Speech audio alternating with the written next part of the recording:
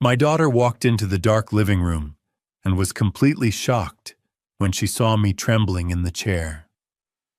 "Dad, why is there no food in the house? Where did the $20,000 go?" she whispered. My son smirked and said he's not aware of anything anymore. "I'll handle the money." What my son didn't know was that my daughter already had all the evidence. She quietly pulled out a bottle of pills containing the proof. My son looked at it and froze in shock. Welcome everyone. Before the story continues, please like, subscribe, and comment where you're watching from. I'd love to know your location. Quick note: this is a fictional story created for storytelling purposes. Some elements are dramatized. Any resemblance to real people or places is coincidental, but the message is meant to be meaningful.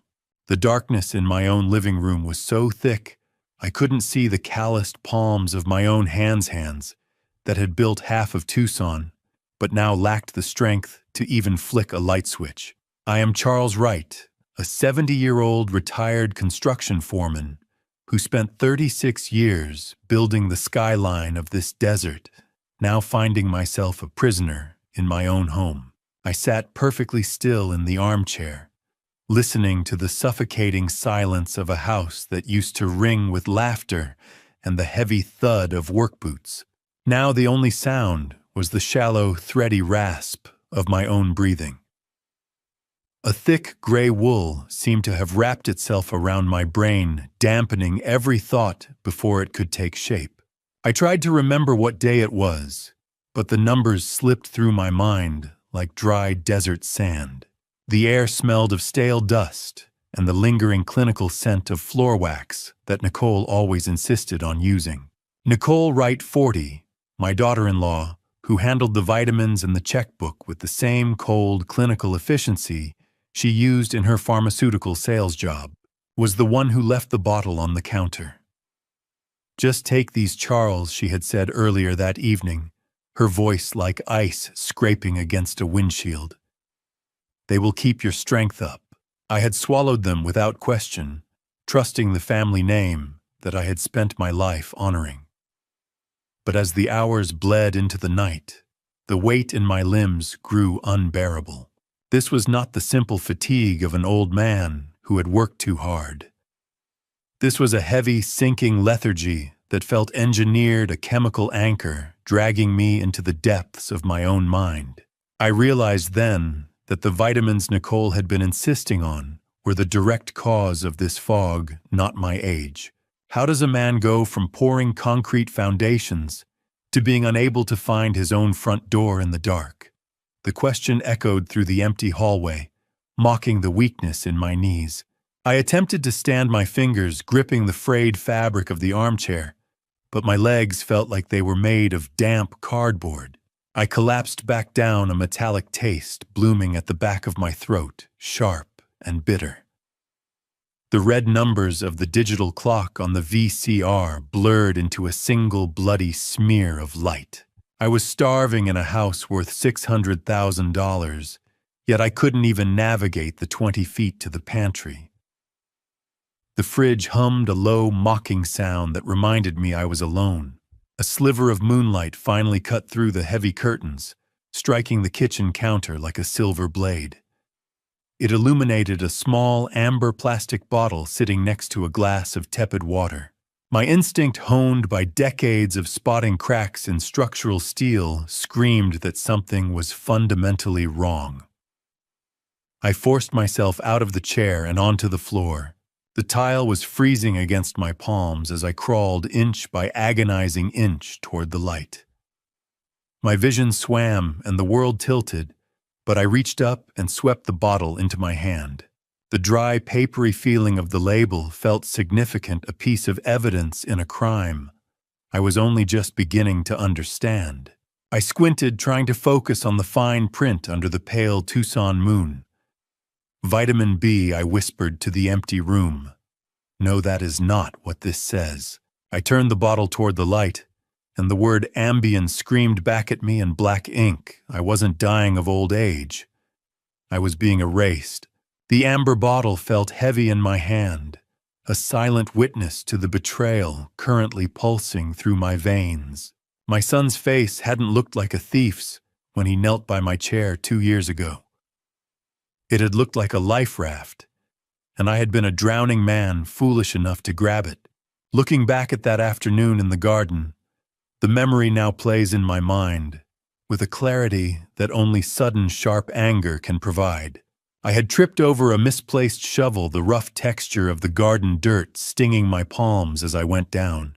It was a minor slip, the kind that happens to men half my age, but my son Derek Wright, 45, and drowning in the debt of his construction business, walked in with a false smile that couldn't hide the desperation etched into his face. He hadn't just helped me up. He had descended upon me with a performance of concern that was as thick as the humidity before a monsoon. I realize now that the fall wasn't just a random accident. It was the signal they had been waiting for to pounce on my autonomy. I can still smell the expensive cloying scent of his cologne as he leaned over me, his voice dropping into that low, protective frequency he used to sell bad contracts. "Dad, we just want you to be safe." He had whispered, his hands steadying me with a grip that felt more like a shackle than a support. Let Nicole handle the stress of the bills. The signing of the power of attorney in 2023 felt like watching a slow-motion car crash from the driver's seat. I remember the scratch of the pen against the paper, a sound that should have warned me I was signing away my own life. "Sign here, Dad," he had said. "It's just for the emergency transfers. Trust is a heavy foundation, but once the rebar rusts out from the inside, the whole structure collapses without a sound." I stood there in my dark kitchen, my heart thumping against my ribs, like a trapped bird connecting the dots of the last 2 years. Every blackout, every moment, where I couldn't remember if I had eaten or if the sun had already set, was measured in milligrams. Nicole didn't just stumble into this arrangement. She had calculated the dosage to keep me perpetually docile, a ghost haunting my own hallways. I recall her standing in this very kitchen, the clinical citrus scent of her perfume hanging in the air like a warning. "You're just tired, Charles," she would say with a thin, sharp smile. "Age does that to the best of us." I wasn't just losing my money. I was losing the man I had been for 70 years, one vitamin at a time. The cold realization settled into my bones, sharpening my focus as the chemical fog began to retreat. I looked at the kitchen counter, realizing my life was being systematically traded for business liquidity and construction loans. I wasn't a father to them anymore. I was a liquid asset. I knew I couldn't confront them yet. As long as they believed I was a vegetable, a shell of a man waiting for the next dose, they wouldn't expect me to fight back. I reached for the heavy flour jar on the counter, the ceramic cold against my skin. I tucked the amber bottle deep into the back of the flour, burying the evidence of their crime. The man they wanted me to be was dead, but the man I actually was finally waking up. My fingers shook as they hovered over the plastic buttons of the wall-mounted phone, a relic from a time when my family still lived under this roof without secrets. The cold, coiled texture of the phone cord felt like a lifeline and a noose all at once as I pulled it toward the shadows of the pantry. For 4 years, I had let my pride act as a wall between me and the only person who might actually save me. I realized now that the silence hadn't been accidental. Derek had been the one to whisper that she was too busy, that she didn't care about the old man in Tucson anymore. He had actively sabotaged us, intercepting the very calls I was now trying to make, keeping me isolated like a job site without a foreman. The rhythmic, mechanical clicking of the landline buttons felt deafening in the hollowed-out silence of my kitchen. I forced my memory to recall the 10 digits I had tried so hard to forget. The image of our last argument in 2021 flashed before me sharp as a jagged piece of rebar. "You are wasting that MBA, Laura," I had shouted across this very room. "Teaching is a hobby, not a career." My pride had driven her away, and Derek had moved in like a squatter to claim the territory I had cleared. Now, as the line began to hum with static-filled silence, I felt the crushing weight of my own arrogance. Is an apology worth the price of a house, or is it the only thing that can truly save one? The question burned in my chest as the first ring echoed in my ear. "Pick up, sweetheart," I whispered the words, catching in my dry throat. "Please just pick up."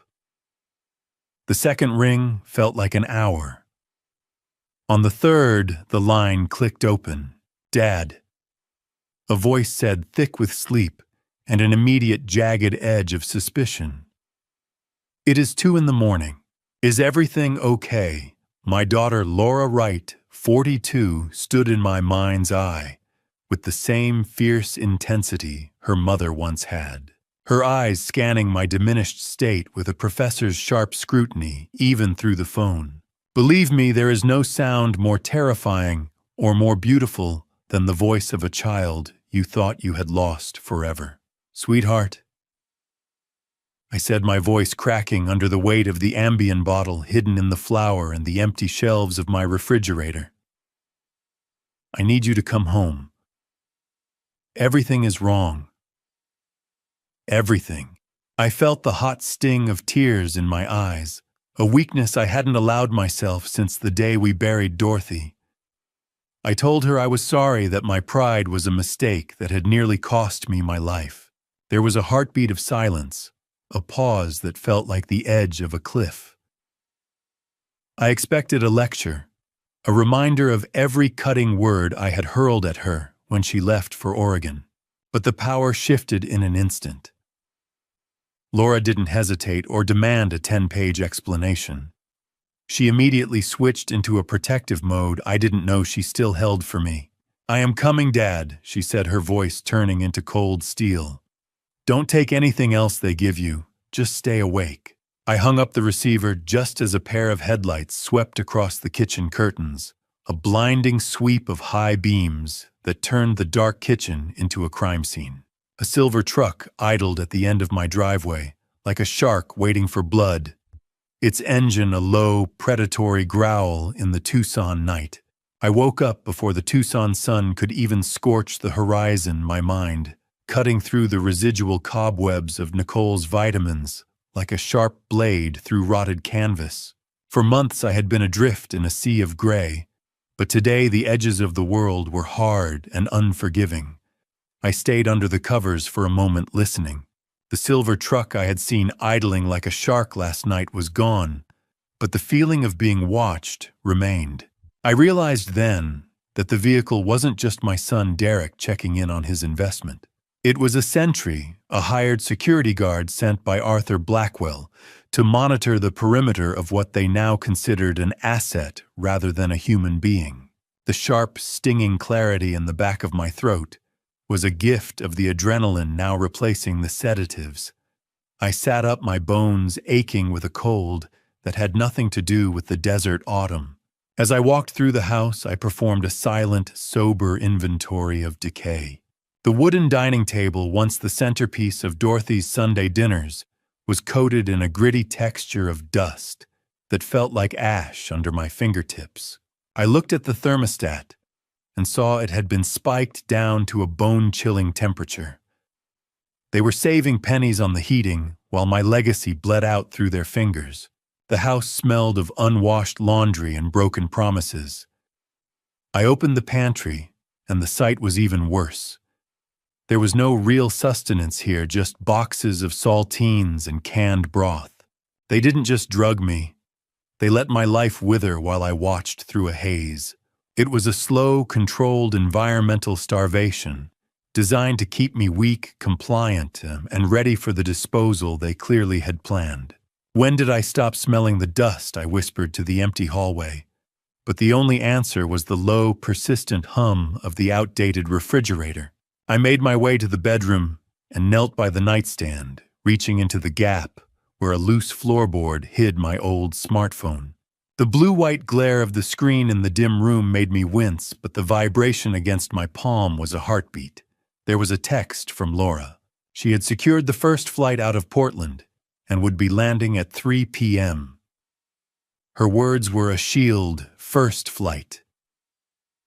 Be there 3 p.m. Don't take vitamins. Hold on, Dad. Hope is a dangerous thing for a man who's been buried alive, but it's the only oxygen I had left. I felt a surge of vindication so strong it made my hands shake. She was coming. The professor, the daughter I had judged so harshly for her choices, was the only one brave enough to answer the siren. But as I checked the calendar on the kitchen wall, a new dread settled in. I found a scrawled note in Nicole's handwriting in the margins: 4 p.m. wellness consultation. I knew that name now. Blackwell. Today wasn't just about a bank visit or a welfare check. Derek had scheduled his fixer to arrive just 1 hour after Laura's flight was due to land. The race was on, and the track was narrower than I had ever imagined. I stared at the timestamp on Laura's text, then at the clock on the wall. I had exactly 6 hours to prepare for a war I wasn't even sure I could win. The crunch of gravel under Derek's heavy tires sounded like a death sentence, forcing me to slump back into my armchair and let my jaw hang loose, a mask of senility I had to wear to survive. I gripped the rough wool texture of the armchair, with my palms forcing the strength out of my hands until they looked like the trembling claws of a man who couldn't remember his own name. The front door groaned open, bringing with it the smell of diesel exhaust and cheap coffee on Derek's breath as he burst into the room. He was a whirlwind of high-strung agitation, his face flushed in a way that had nothing to do with the Tucson heat. "Dad, did you call Laura?" He demanded, his voice sharp enough to cut. "Why would you do that?" Without telling me, I let my eyes wander toward the ceiling, offering him nothing but a vacant, watery blink. I realized then that his protective concern was a frantic reaction. The bank's fraud department must have already flagged the unusual activity before I even made my move. He paced the floor, his boots creating a rhythmic thud that vibrated through my bones. He reached into his pocket and pulled out a small amber bottle. "Here, take your supplement," he said, his tone shifting into that terrifyingly soft, condescending frequency. "You are getting worked up over nothing." He pressed the pill toward my lips, but I triggered a sudden hacking cough, my hands shaking with practiced weakness. The pill hit the floor with a sharp clack, disappearing into the shadows near the rug. How do you look at the child you raised and see a predator counting down the minutes until your house belongs to him? Derek didn't notice the deception. His phone chirped, and he turned away to answer a work call, his voice dropping into a desperate whisper about payroll and frozen credit lines. As I sat there in my forced silence, I was pulled back to 2021, to the very spot where Derek was now standing. I remembered my own booming voice echoing in this room, shouting at Laura that her teaching degree was a waste of a good MBA, and that she was throwing her life away. "Teaching isn't a career, Laura," I had roared. "It's a hobby for people who can't cut it in the real world." I remembered the look on her face, but more importantly, I remembered Derek. He hadn't been the peacemaker. He had leaned in, whispering in my ear that she was being disrespectful to the family legacy, actively stoking the fire of my pride. "Let her go, Dad," he had said then. "If she doesn't value what we've built, she doesn't deserve a seat at the table." The floorboards groaned under his boots, a sound I once associated with safety, now a warning of betrayal. I watched him through half-closed lids as he finished his call, his face pale. He muttered something about the city contract, a deal he had told me was close to signing being canceled months ago. My house wasn't a family home to him anymore. It was his only liquid asset left. As Derek slammed the front door, leaving me in the gathering shadows, I caught a glimpse of his truck through the window. There, sitting on the passenger seat, was a bright yellow folder with bold black lettering, "Power of Sale Notice." It was dated for next Tuesday. The war wasn't coming. It was already at my doorstep. The house grew cold as the Tucson sun dipped, but it was the sound of Nicole's key in the lock that made the blood in my veins turn to slush. I had been sitting in the gathering dark. The image of that yellow power of sale folder burned into my retinas. The front door clicked shut, and I quickly assumed the posture of the hollow man Derek expected to see. I let my head loll toward the window, my eyes vacant. Nicole entered the kitchen first, the smell of lukewarm, greasy takeout following her like a bad omen. I realized then that she was the true architect of this misery. It wasn't just Derek's desperation. Nicole was the one who had hunted down Arthur Blackwell. She was the one who suggested using the Ambien to manufacture a rapid cognitive decline, a chemical muzzle to ensure my quiet admission into memory care. She walked into the living room and set the bag on the coffee table. "You are looking a bit more alert today, Charles," she said, her voice dripping with a synthetic sweetness. "We can't have you getting overexcited before Laura gets here." She reached into her purse, and the plastic rattle of the pill bottle sounded like a rattlesnake in the dry brush. "Down the hatch now. I promised Derek I would see you settle in." She leaned over me, her eyes tracking my movement with a predatory intensity. I used a sleight-of-hand trick I had learned on high-rise construction sites 40 years ago to keep the boys entertained. I brought the glass to my lips, making a show of swallowing while the pill stayed pinned between my tongue and teeth. As I lowered the glass, I slid the tablet into the cuff of my sleeve. The scratch of the pill against my skin was the only thing keeping me grounded. Her laughter was the sound of a shovel hitting dry Arizona dirt. She patted my hand and retreated to the kitchen to unpack the food, leaving me in the shadows. A moment later, the blue, flickering light of the old Bluetooth speaker on the bookshelf caught my eye. It was an old unit I had forgotten was even paired to her device. Her phone rang, and through some technological glitch or Derek's haste to connect the call, routed directly into the room. Derek's voice, tinny and laced with static, filled the space. "Is he out yet?" he demanded. "We need that signature on the final deed transfer by tomorrow morning." Nicole's voice came back from the kitchen, sounding sharp and efficient. "He is halfway there. If Laura starts asking about the pension when she arrives, tell her he spent it on the investments she was too busy to help with." When does a son stop seeing a father and start seeing a bank account with a heartbeat? The question vibrated in my chest as I listened to them discuss the notary they had already contacted for the morning. They were going to finalize the transfer and render me homeless before the sun hit its zenith. My own son was talking about me as if I were a piece of equipment to be liquidated. The Bluetooth speaker crackled with Derek's final chilling instruction. "Whatever happens, he doesn't leave that house tomorrow unless it's in a transport van." I sat in the silence that followed, a cold clarity washing over me.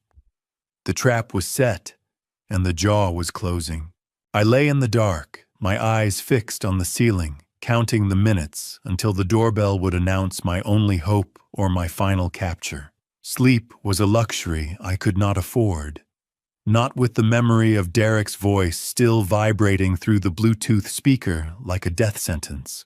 He wanted me in a transport van by morning, stripped of my home and my autonomy. I spent the dawn hours rehearsing the most difficult performance of my life. I had to look broken, a fading patriarch slipping into the fog of dementia, while my mind remained a sharpened blade hidden in a velvet sheath. Every tick of the grandfather clock in the hall felt like a hammer, striking a nail into my own coffin as I watched the driveway, praying for a rental car instead of a transport van. The sunlight crawling across the floorboards felt aggressive and mocking, illuminating the dust of a house that had become my prison. I had overheard their backup plan. While they thought I was sedated, a private physician was scheduled to arrive at 4 o'clock to provide the backdated diagnosis they needed to lock me away forever. It was a race against a medical lockout, and I was running it from a stationary armchair. When 3 o'clock finally arrived, a white sedan turned into the gravel drive. My heart hammered against my ribs, a frantic bird in a cage. I saw her then. Laura stepped out of the car, and for a moment I forgot to breathe. She looked exactly like her mother, sharp, formidable, and radiating a controlled fury I hadn't seen in years. She moved with a purpose that the heavy, stale air of this house couldn't stifle. Laura didn't just walk into the room. She was a storm front rolling over a parched desert, and Derek was finally standing in the path of the lightning. I forced my muscles to slacken, slumping deep into my leather chair. I let my jaw hang slightly, my eyes unfocused, wearing the mask of the drugged invalid. When she entered the living room, the smell of her rain-scented perfume cut through the scent of old wood and neglect. I saw her face crumble, the warrior's mask slipping to reveal the grieving daughter. "Dad," she whispered, her voice cracking as she knelt beside me. "Oh God, Dad, what have they done to you?" I wanted to reach out and pull her close to tell her I was still here, but I remained still. "I'm here now," she said, clutching my cold, damp hand. "I'm not leaving again." Before she could even set down her travel bag, the front door was thrown open without a knock. The heavy thud echoed like a gunshot. Derek and Nicole strode in their faces tight, with a performative concern that didn't reach their eyes. They moved like a coordinated unit, intent on severing the connection before it could take root. Laura Nicole cried out, her voice a shrill imitation of warmth. "We didn't expect you until this evening. Dad is having a very difficult afternoon, very confused. It is probably best if you check into your hotel first and come back when he is more stable." I watched them through hooded eyes, feeling the heat of Laura's indignation rise beside me. "How do you tell your daughter you are sane when you have spent months pretending to be a ghost?" "I didn't fly across the country to go to a hotel." Derek, Laura snapped, her voice like ice. "I am staying right here." Nicole stepped forward, the sharp, paper-cut sound of a legal folder opening filling the silence. She reached into her bag and pulled out a thick stack of legal documents, her eyes locking onto mine with a cold, predatory gleam. "Charles, dear, it's time to sign those papers Derek mentioned." I watched the ink in the fountain pen tremble just above the signature line, a drop of black liquid threatening to end my life, before Laura's hand clamped down on Nicole's wrist like a steel trap. The predatory gleam in Nicole's eyes flickered, replaced by a momentary flash of shock. "Put the pen down, Nicole," Laura said, her voice steady and dangerous. "My father isn't signing a grocery list, let alone a legal transfer in this condition." I remained slumped in my chair, projecting a glazed, faraway look, though inside I wanted to cheer. Derek stepped forward, his face flushed with a mixture of annoyance and poorly concealed panic. "We're only trying to help Laura," he argued. "You haven't seen his episodes. You don't know how bad it gets." Laura didn't flinch. She stood her ground, her academic posture adding an invisible weight to her authority. "I'm seeing everything I need to see right now," she snapped. "This house is a disaster. My father is practically catatonic, and you're shoving contracts in his face before I can even get him a glass of water. Get out. Both of you." Derek tried to protest, mentioning the doctor coming at 4, but Laura threatened to call the police for trespassing. The shame of a potential public scene in the driveway finally forced them to retreat. The hollow sound of the front door slamming felt like the first breath of fresh air in months. The air in the house was thick with the scent of pine cleaner, and betrayal a chemical mask over the rot underneath. Once the house fell quiet, I felt the weight of the silence press against my ears. Laura didn't come to me immediately. Instead, her demeanor shifted from warrior to investigator. I watched through half-closed lids as she began a methodical sweep of the kitchen. She pulled open cupboards, noting the lack of protein and the barren shelves. When she reached the pantry, she began moving jars. She found the amber bottle I had hidden in the flour jar. I saw the gritty feel of flour on her fingertips as she pulled it out, her face going pale as she read the label. Ambien, not B12, not a heart pill, a chemical muzzle. Dad, I found it. She whispered, her voice trembling with cold fury. Why is there a bottle of prescription sedatives in the flour? I forced my voice to sound weak, sticking to the roll for just a few moments longer. Nicole. She said they were for my heart, my memory. Laura's eyes didn't just show pity. They showed a dawning realization of a crime. She kept digging, moving to the trash can under the sink. Beneath a layer of paper towels, she pulled out a second bottle, this one completely empty, suggesting they were doubling the dosage whenever a big decision or a bank statement was due. My stomach churned at the confirmation of what I had suspected. They weren't just managing me. They were erasing me. Laura walked back into the living room, the evidence clutched in her hand. She looked at me, really looked at me, and I saw the moment she realized I was more present than I appeared. But before she could speak, I tilted my head ever so slightly toward the ceiling. I had noticed it earlier, the sharp, rhythmic clicking that shouldn't be there. Laura followed my gaze up, her eyes narrowing at the smoke detector near the hallway vent.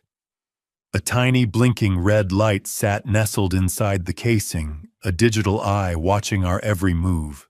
The sight of the power of sale folder Nicole had tried to hide on the end table suddenly felt less threatening than that small electronic betrayer. Laura leaned in close, her lips barely moving. They're listening, Dad. Every word. The screech of Laura's Sharpie against a yellow legal pad was the only voice we had left in a room that had grown ears, each stroke a silent scream against the shadows.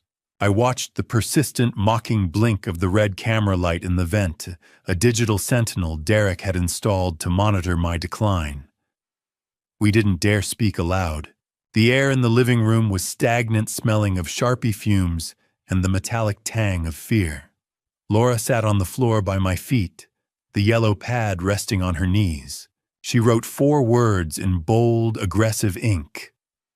Tell me the numbers. I took the pen from her, my hand still a bit shaky from the lack of real food, and began to detail the architecture of my ruin. I wrote about the $20,000 monthly pension and the power of attorney I had signed under what I now knew was a drug-induced fog. I watched her eyes widen in horror as I scratched out the timeline of my compliance. I signed it. I wrote the ink bleeding into the paper. I thought I was helping him. Laura took the pen back, her jaw tight. You weren't helping him, Dad, she wrote beneath my confession. You were funding his burial of the truth, as she wrote. A cold, sinking feeling settled in my gut. I realized then that the security lock on my accounts wasn't just a simple password change. Nicole had systematically reported me as mentally incapacitated to the bank's fraud department months ago. They hadn't just stolen my money. They had institutionalized my digital identity before I even knew I was being erased. How do you fight a war when the enemy has stolen your identity and the battlefield is a screen you can no longer access? It was a question that hung over us like a shroud. Laura opened her laptop. The blinding white light of the screen cutting through the dark room like a searchlight. She tried to log into my online banking portals using the old passwords I had memorized over decades of careful management. Every single one had been changed. She tried the recovery options, but the recovery phone number had been redirected to Nicole's device.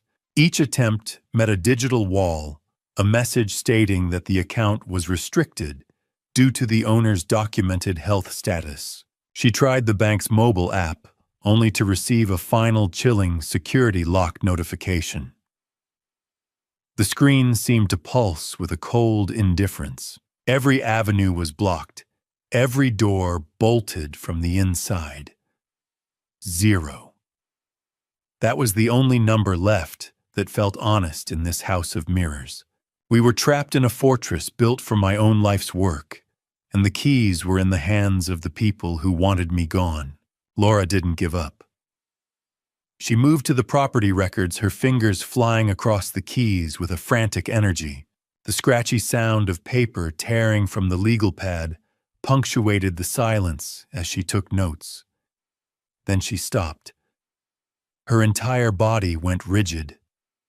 I leaned forward, squinting at the screen. She had found the mortgage records. It wasn't just that Derek had taken out a loan. My forged digital signature had been used to approve a massive line of credit against the house. It was 80% exhausted. They hadn't just spent my pension. They had hollowed out the very ground I stood on. Laura slammed the laptop shut, with a sound like a gunshot, and grabbed the Sharpie one last time. She wrote in jagged, angry letters that nearly tore through the page, Bank of America. 9 a.m. We don't leave until we see a manager. The landline phone screamed in the dark, a jagged electronic serration that tore through the silence of the living room every 10 minutes, like an interrogator's lamp. The night didn't pass so much as it stood still, a heavy, suffocating weight that only the morning sun could lift. Each ring was a reminder that Derek was still out there pacing his own cage of desperation. Laura refused to answer, her face a mask of cold determination, illuminated by the pale blue glow of her smartphone. We sat in the kitchen, the smell of cold coffee and stale adrenaline hanging between us. When the machine finally picked up, Derek's voice filled the room, oscillating between a weeping plea and a low, guttural snarl. "Laura, he's confused," my son cried out to the empty room. "You're going to give him a stroke if you keep this up. He's sundowning, for God's sake. Just let us come over and help him." But as the voicemails stacked up, the mask of fraternal concern slipped. He began rambling about someone named Arthur, his voice dropping to a terrified whisper.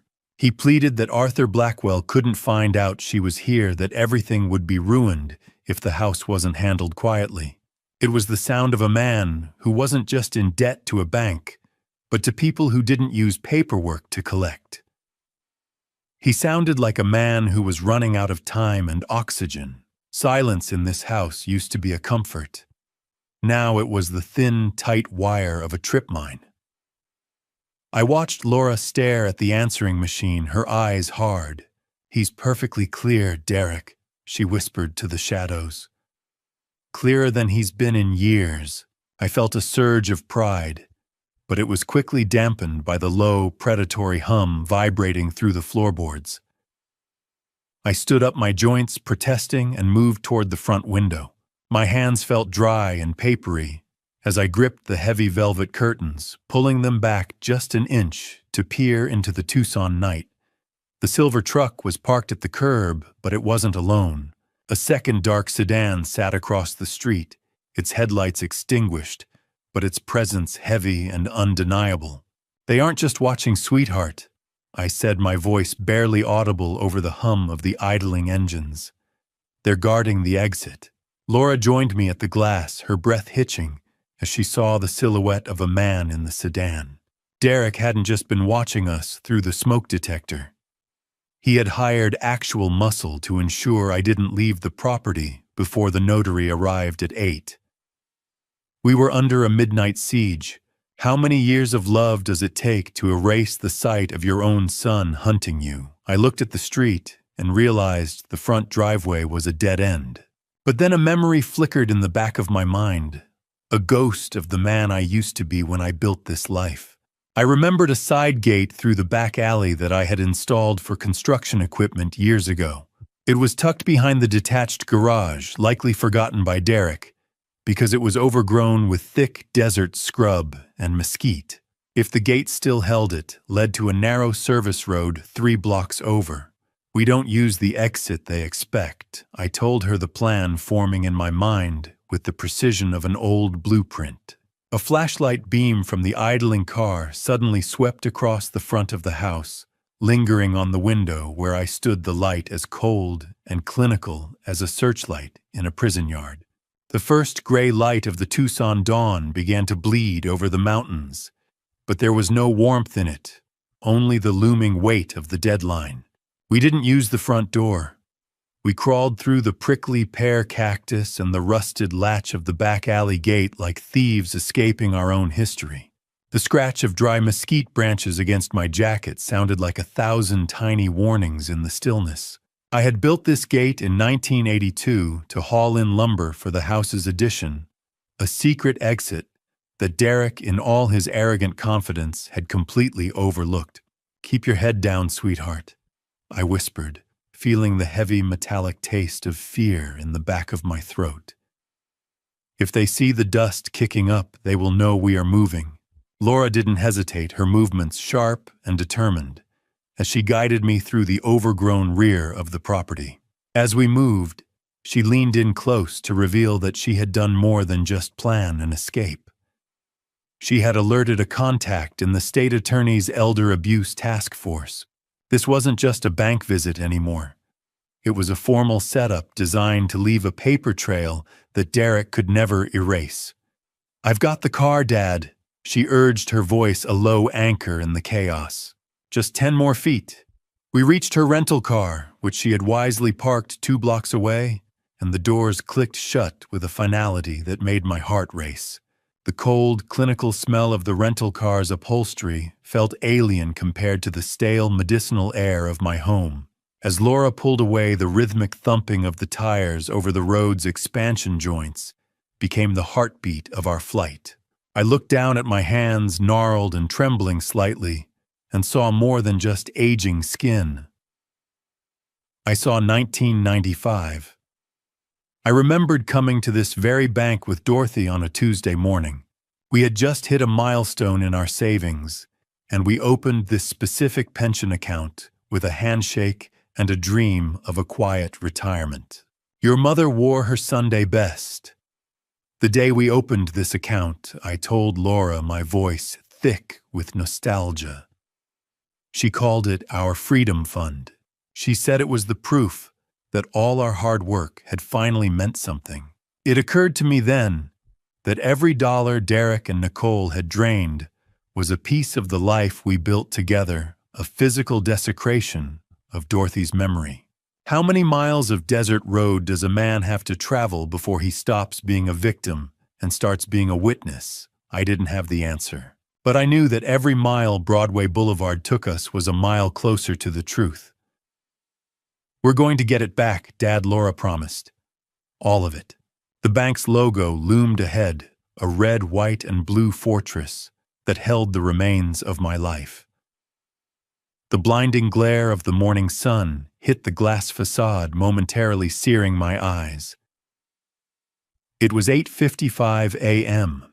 As Laura turned into the lot, the short shock of reality hit me. We weren't as invisible as we thought.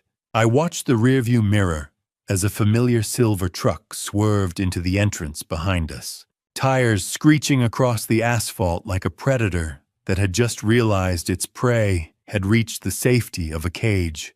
Derek. I realized with a sickening jolt that the security team outside the house must have GPS-tracked Laura's phone. I saw the reflection of Derek's truck in the glass doors as we approached the entrance. His face contorted in a mask of desperate rage as he threw his door open while the vehicle was still rolling.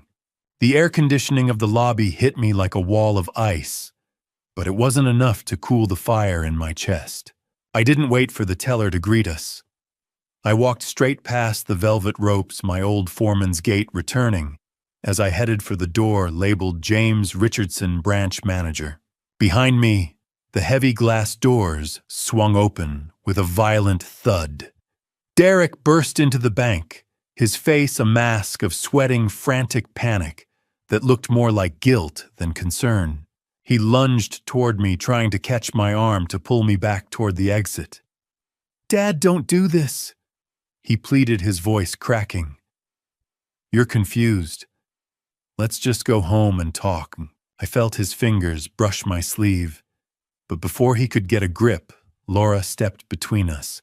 Her voice was a whip crack that stopped the entire lobby in its tracks, freezing the tellers behind their glass partitions. "Touch him again, Derek, and I'll have the security guard put you in zip ties," she promised. Her eyes were twin points of steel. I didn't look back. I stepped into the office, the clinical ozone-scented air of the bank wrapping around me as I shut the door on my son's muffled, desperate shouting. I knew then that the investment allocations Nicole had mentioned were a total fabrication. The money wasn't even sitting in fake accounts. It was being bled out as cash allowances handed over to Arthur Blackwell under the guise of consulting fees. My life was being liquidated into a monster's pockets.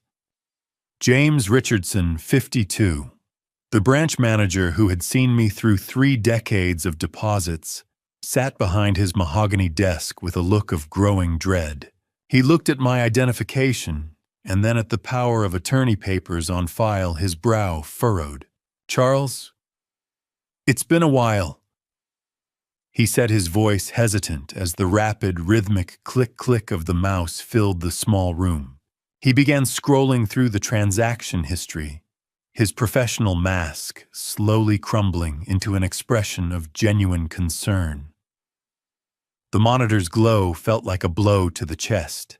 He stared at the screen for a long time, his face growing paler with every click. "Mr. Wright, I've been with this branch 12 years, he whispered.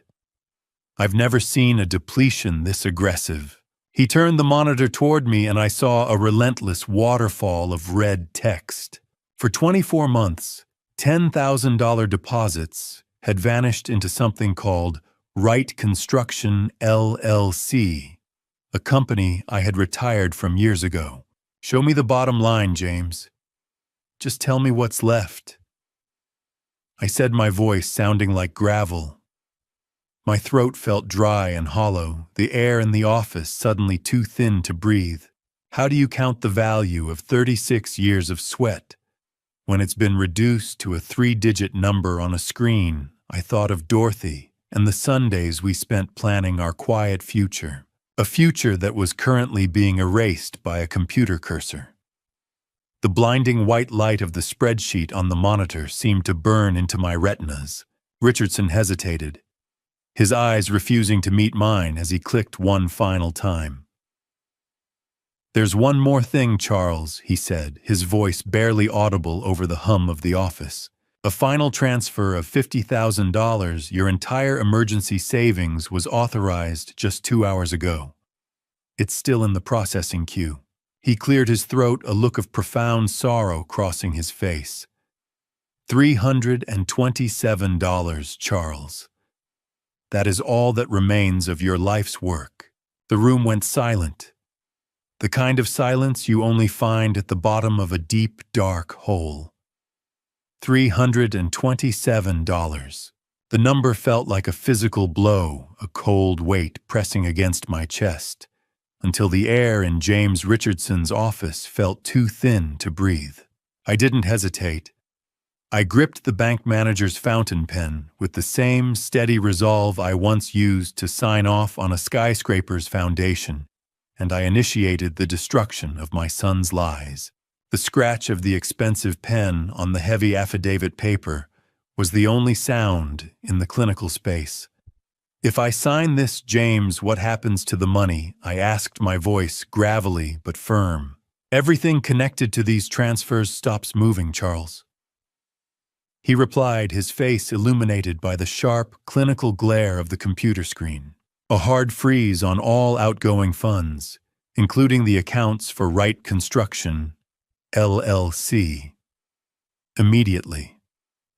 "Good," I said, leaning back as the sharp smell of laser-printed documents filled the air. "I'm tired of being the only one standing still." Laura stood beside me, her hand a warm, grounding weight on my shoulder. As I finished the final signature, a ripple of digital consequences began to spread through the bank's internal security protocol. James explained that because of the sheer volume of pension funds involved and the documented sedation I had endured, this was no longer a simple civil matter. The hard freeze would automatically flag these transactions for the Federal Crimes Division, Is it still a betrayal? If you're simply handing back the shovel your son used to bury you? I didn't feel like a father in that moment. I felt like a judge. Less than 5 minutes after the ink dried, the rhythmic vibration of Laura's phone on the mahogany desk made us all jump. The caller ID displayed Derek's name. Laura glanced at me and I nodded. She tapped the speakerphone icon. The speaker crackled with a sound like tearing metal, my son's soul coming apart. "What did you do?" Derek screamed, his voice unrecognizable, high-pitched, frantic, and filled with a cornered animal's rage. "The account is locked. I have crews on site. Laura, I have payroll due in an hour. My suppliers are calling me saying their payments were clawed back." He was hyperventilating, the tinny, distorted screaming filling the quiet office with a sense of impending collapse. "You have 48 hours of my sweat in your veins, Derek," I said, my voice cutting through his hysterics. "Not another drop. You've just killed the company, Dad," he wailed. "You've destroyed us. I have obligations. I have people I owe." The cold, dry air of the office hit my damp forehead as the reality of his desperation settled in. Then his panic took a sharper, more dangerous turn. "You don't understand." He choked out, accidentally revealing the depth of his rot. "I didn't just spend the cash. I had to co-sign a massive high-interest loan using your identity, Dad. Arthur Blackwell was the facilitator. He's the one who made the numbers work on the back end." Derek's voice dropped to a terrifying low whisper that made the hair on my neck stand up. "You think you won, Dad? You just signed the foreclosure on your own front door. If Blackwell doesn't get his VIG because the accounts are frozen, we don't just lose the business. We lose everything." I stared at the black screen of the phone long after the line went dead, the silence heavier than the shouting. Derek's final words about the foreclosure vibrated in the humid air of the car like a death knell. I felt a cold, sharp determination settle over me, a hyper-focused clarity that usually only came when I was fixing a broken engine. But this time the machine was my life, and someone had intentionally poured sugar in the tank. I pulled Arthur Blackwell's business card from my pocket. As we walked toward the car, the embossed gold lettering feeling like a splinter under my skin. The sun caught the edges of the card, blinding me for a second. A gilded reminder of the man who had helped my son dismantle my world. Arthur Blackwell, 56, was a shadow with a law degree and a Phoenix address, a man who had built a career on the ruins of people like me. We climbed into the rental car, the smell of hot asphalt and ozone trailing us inside. Laura didn't start the engine immediately. Instead, she took the card from my shaking hand and began typing furiously into her phone. The rhythmic tapping of her fingernails on the glass was the only sound against the hum of the AC fighting the Tucson noon heat. After a few minutes, her face went pale, then hardened into a mask of pure academic fury. She turned the screen toward me, showing a series of archived news articles and legal filings. My heart sank as she scrolled through the data. It turned out that Blackwell's firm wasn't just an outside consultant. His shell company was the primary lien holder on my house. He was the advisor who had told Derek to take the loan and the executioner who would pull the lever when it failed. A fixer is just a vulture with an MBA and a clean suit. "He's a ghost," Dad, Laura said, her voice dropping an octave as she read from a 2019 investigation into moved assets in Phoenix.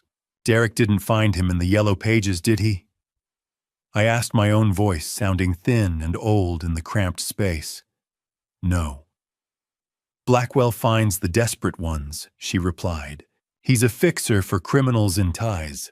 I felt the dry, dusty feeling of the paper deed copies in the glove box, a stack of evidence that my own blood had signed my life away to a man who specialized in finding legal loopholes to drain family estates to pay off corporate creditors. He used you as a shield, Dad. He put your name on the debt so Blackwell could walk away with the cash. I'm scared, sweetheart, I admitted, my hand going to my chest. I've never fought a ghost before. You don't have to, she said. And for a moment the daughter I knew was gone, replaced by a warrior. You have me, and I'm going to take everything they stole back. This wasn't a business failure. It was a harvest. As we finally pulled out of the parking lot, the weight of the situation shifted. I realized that if the business account was frozen by the fraud, affidavit Blackwell wouldn't wait for a legal process.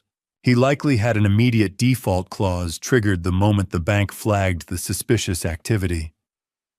I had 24 hours to save my home. Laura gripped the steering wheel so hard her knuckles turned white as marble.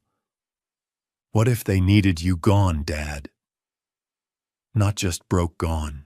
The drive home felt longer than the 30 years I had lived in that house, every mile a step closer to a confrontation I was not sure I could survive. My hands gripped the steering wheel so tight, my knuckles felt like they might burst through the skin. Beside me, Laura was a silent engine of kinetic energy, her eyes scanning the rearview mirror, as if expecting Blackwell himself to materialize out of the desert heat. When we finally pulled into the driveway, the normalcy of the neighborhood felt like a lie. The front door did not resist. It swung inward with a heavy, mocking silence that told me our sanctuary had been breached while we were fighting for my life at the bank. I knew I had locked it. I could still feel the phantom click of the deadbolt against my thumb from earlier that morning. A cold draft hit my face, smelling of dust and something metallic. I followed the air to the back of the house and felt my stomach drop. The back alley gate, my private escape, and the one secret I thought I held over this property stood wide open. They had not just entered. They had moved through my home with the confidence of owners. The violation felt like a physical weight on my chest. In the living room, the precise order I had maintained for decades had been surgically dismantled. My locked file cabinet sat in the corner, its drawer slightly askew. I ran my fingers over the rough texture of the jimmied metal, the smell of forced steel hanging in the air. The fireproof box was gone. Inside that box were the original property deed copies, the only physical proof of a life built on honest labor. I looked at Laura, my voice a jagged whisper. I locked this, Laura. I remember the click of the deadbolt. She did not look surprised, only grimmer. They are not looking for jewelry, Dad. They are looking for the original signatures. A home without a lock is just a box waiting to be emptied. And as I stood in my own living room, I realized I was standing in a hollowed-out shell. We moved to the kitchen, where the heavy thudding silence of the house seemed to grow thicker. The trash can had been overturned, but it was not a random act of vandalism. Scattered yellowed papers littered the tile floor. Laura knelt, sifting through the mess with a surgeon's focus.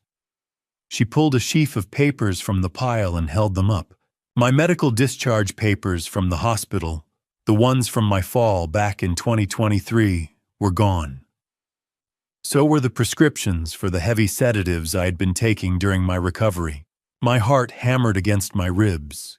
Why would they want my old medical records, I asked. Laura's eyes met mine with a look of calculated coldness. They are building a case to lock you away, and they are using your own history to do it. If they can prove you were incompetent back then, they can justify every transfer they made. How do you protect a life when the walls around you have started working for the enemy? The terror was no longer a distant threat. It was sitting at my kitchen table. Laura reached under the mahogany edge of the table and pulled her hand back as if she had been burned. Attached to the underside was a small, high-tech tracking device, its tiny red light blinking with a rhythmic, predatory pulse. I looked at the empty space in the cabinet where my late wife's medical power of attorney used to sit, and a cold realization washed over me. They were not just after my money anymore. The house felt like a stranger's skin, itchy and wrong, as Laura pulled her laptop back out to dig into the ruins of my son's ambition. I watched the blue light of the laptop screen dance in Laura's eyes, her fingers flying across the keys, like she was dismantling a bomb while I sat among the ruins of my living room. The smell of stale coffee lingered in the kitchen, a bitter reminder of a morning that had started with a quiet cup of joe and ended with the realization that my home was no longer mine. The blue glare reflected off the dust on the dining table, highlighting the fingerprints of the strangers who had just violated our privacy. I felt the dry, papery feel of my throat as I swallowed, but the water in my glass tasted like copper. Laura accessed the public records for Wright Construction LLC, her mouse clicking with a sharp, mechanical precision in the quiet room. She leaned closer to the screen, her brow furrowing as she navigated through Pacer. "Dad, look at this," she whispered. The thriving family legacy Derek had boasted about was a hollow shell. There was a trail of unpaid suppliers stretching back months' lawsuits from former employees and multiple government liens that made my stomach churn. I realized then that my stolen pension had not been an investment for growth. It had been a desperate infusion of blood into a corpse. He didn't just use your money for a shortfall. Dad, Laura said, her eyes fixed on the data. He used it to pay interest on loans that should have never been taken. To my horror, she found a bankruptcy filing where Derek had officially listed me as a silent partner. He had tied me legally to every failed contract and predatory debt he had accrued. I built foundations for 40 years, Laura. I know when a structure is terminal, I said, my voice barely audible over the hum of the laptop fan. How much does a son have to hate his father to make him the captain of a sinking ship he didn't even know he owned? The investigation reached a fever pitch as Laura pulled up a consolidated debt statement. The total liabilities were staggering. $850,000. That's not a business debt. That's a black hole? I gasped. The amount was far more than the equity in my home, more than everything I had saved. And you're the one standing at the edge of it, Dad, Laura replied, her face grim. He tied your name to every cent of it. I realized Derek had gambled everything on a municipal contract that likely never existed, using me as the ultimate collateral for his greed. Numbers don't lie. Sons do. I felt a cold dread settling in my bones. Every time I had been confused or drugged during my recovery, they had been moving pieces on a board I could not see. Laura's fingers slowed as she found a recent wire transfer. While I was under the fog of sedatives, $50,000 had been sent to a shell company owned by Arthur Blackwell, not the construction firm. It was a direct kickback. Laura froze, her cursor hovering over a document titled Exit Strategy. She looked up at me, her face pale. Dad, this isn't just about the debt. They have a buyer for the house. Already. The thought of a stranger walking through Dorothy's garden bought with my stolen blood sent a surge of heat through my chest that no sedative could ever dampen. I looked at Laura, and without a word, I led her toward the hallway. The door to Derek's old bedroom groaned on its hinges, a sound like a ghost clearing its throat, as we stepped into the space where my son had once dreamed of being a man of honor. Now it felt like a staging ground for a betrayal I was still struggling to map. The smell of mothballs and old cardboard hit me first heavy and suffocating. I went straight to the closet where I had seen Derek stashing mail he thought I was too slow to notice. We found a stack of envelopes hidden in the back behind his old Letterman jacket. I pulled out a glossy brochure for Saguaro Memory Care. My name was handwritten on a yellow sticky note on the cover, my own identity reduced to a label. I felt the crinkle of the glossy brochure pages beneath my thumbs, a sound that felt as loud as a gunshot in the quiet room. As Laura opened it, my breath hitched. There was a pre-filled intake form detailing my supposed rapid onset dementia, and a schedule for a mandatory evaluation set for this coming Wednesday. But it was the stamp in the corner that made my vision blur. The saguaro brochure showed a deposit-paid stamp dated 3 weeks before my fall in the garden. The realization hit me like a physical blow. The fall hadn't been an accident that led to the power of attorney. It had been the execution of a plan already in motion. Saguaro. That's where they put people who can't remember their own names. Laura. I whispered the stinging heat of tears refusing to fall. They weren't waiting for you to get sick, Dad. They were making sure you looked the part, she replied. The brochure felt like a snake in my hand, slick, cold, and poisonous. Laura dug deeper into the stack, pulling out a correspondence log between Derek and Arthur Blackwell.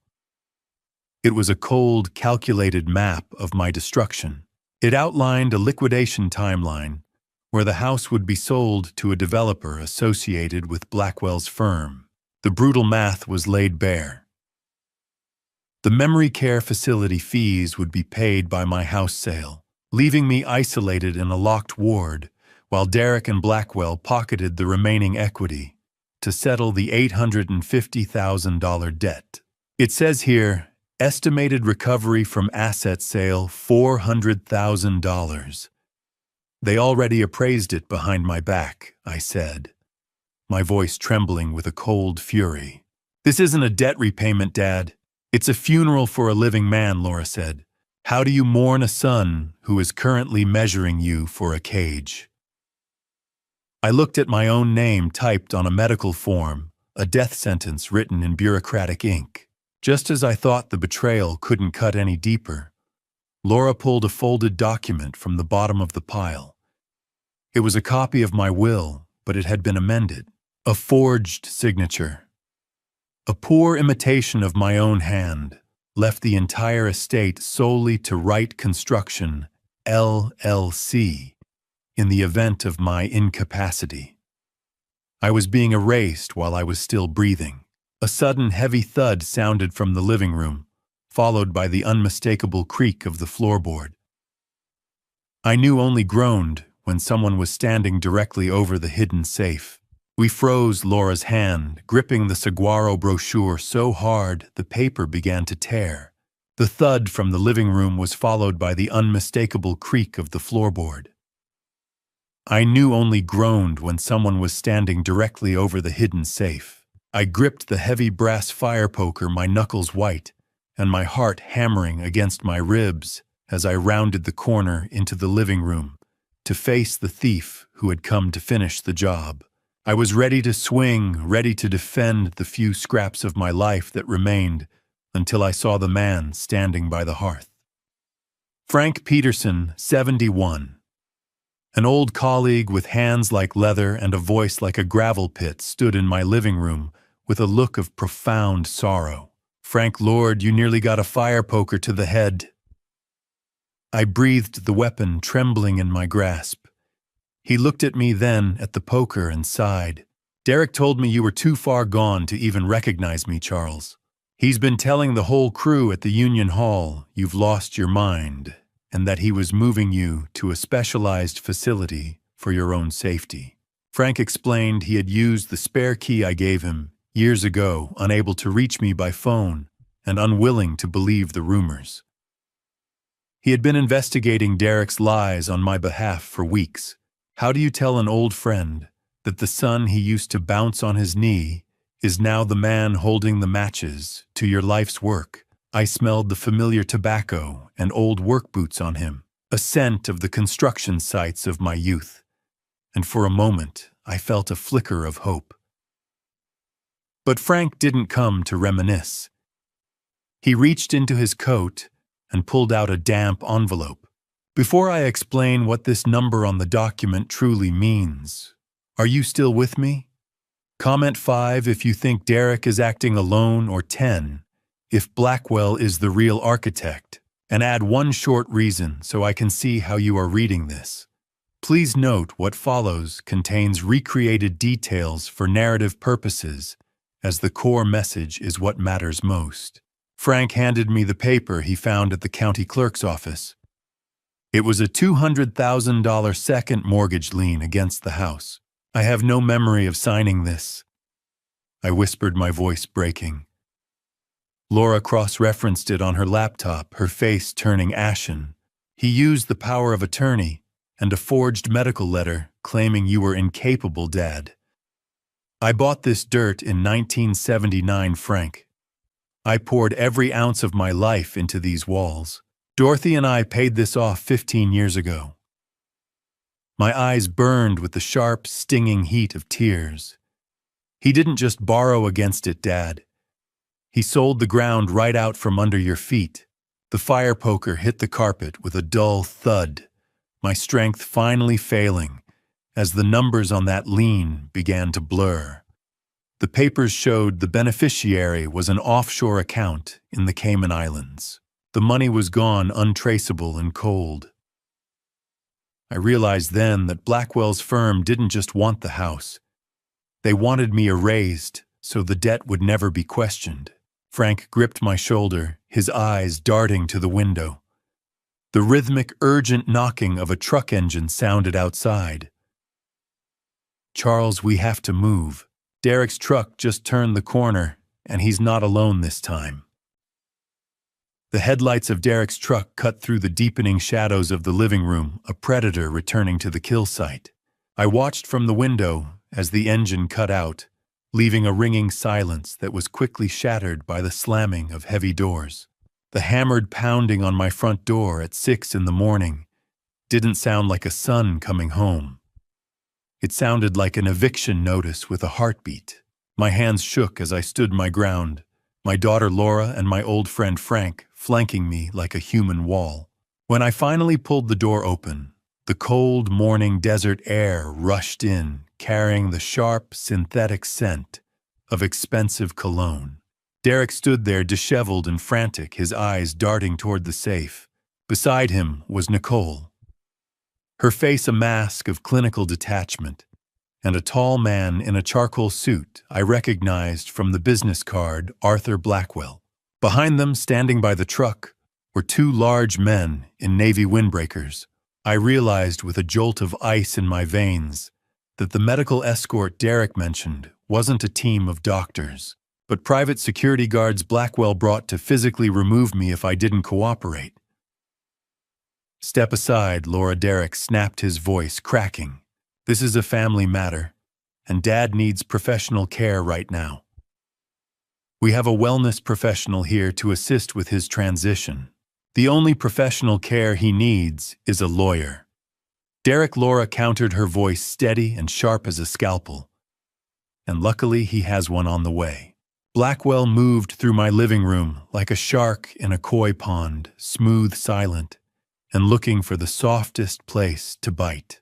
He didn't raise his voice, but the dry, rasping sound of his silk suit as he stepped past Derek filled the space with a terrifying legal precision. Mrs. Right? Or is it Professor, my firm has been retained to protect your father's interests from outside interference? Blackwell said, his eyes scanning the room as if he already owned the furniture. You are currently trespassing in a residence under financial review. I'm not a firm, Mr. Blackwell. Laura spat back, refusing to yield an inch of the hardwood floor. I'm his daughter, and you're just the vulture who's been picking at his bones for 18 months. The air in the room became suffocating. 6 in the morning. The sun hadn't even found Tucson yet, but the heat in that room was already enough to burn the house down. Blackwell ignored her, turning his gaze toward me. He reached into a leather briefcase and pulled out a thin blue folder. He produced a document he claimed was a signed voluntary commitment, a paper that would authorize my immediate removal to Saguaro Memory Care. I leaned in, my eyes narrowing as I looked at the signature line. My breath hitched. The date on the document was from July 3 months ago. This wasn't a sudden medical decision. It was a long-term conspiracy they had been sitting on until the money ran dry. Blackwell leaned into my space, his breath smelling of expensive mint and cold calculations. "Charles," he whispered low enough that only I could hear the edge of the blade. "Make this easy. Otherwise, the police I've already called won't be coming to help you." I didn't back away. I couldn't. Not with my daughter standing there like a shield and my own life being bartered like scrap metal. Arthur Blackwell loomed over me, his presence a suffocating weight, in my own living room. He tapped a thick folder against his palm, the sound echoing like a gavel. "You have two choices. Charles, walk out with dignity to a premier facility, or wait for the sheriff to remove you for your own safety." He gestured toward the window where the silhouettes of hired guards shifted in the early morning light, forming a physical perimeter around my sanity. Derek stepped forward, his face slick with a sour-smelling nervous sweat that I could smell from 3 feet away. "Just sign it, Dad," he pleaded, his voice cracking. "It is the only way to save what is left. It is for the best for the family." I looked at Nicole, who stood with her arms crossed, her eyes cold and clinical. In that moment of forced clarity, I realized how she had managed to keep me in a chemical fog without leaving a paper trail. As a high-level pharmaceutical representative, she had access to countless samples. She had been using her professional credentials to bypass every pharmacy record in the state, feeding me professional-grade oblivion from a briefcase rather than a prescription bottle. The betrayal tasted like copper in my mouth. Blackwell clicked his expensive pen, the sharp sound cutting through the silence. Then he stopped, sensing the shift in the room. Laura didn't scream or cry. She simply reached into the pocket of her windbreaker and pulled out a small amber plastic bottle. The amber bottle rolled across the table, a tiny plastic drumbeat of justice. The sound of it hitting the cold, smooth mahogany coffee table was louder than any of Blackwell's threats. My daughter leaned forward, her eyes fixed on Nicole.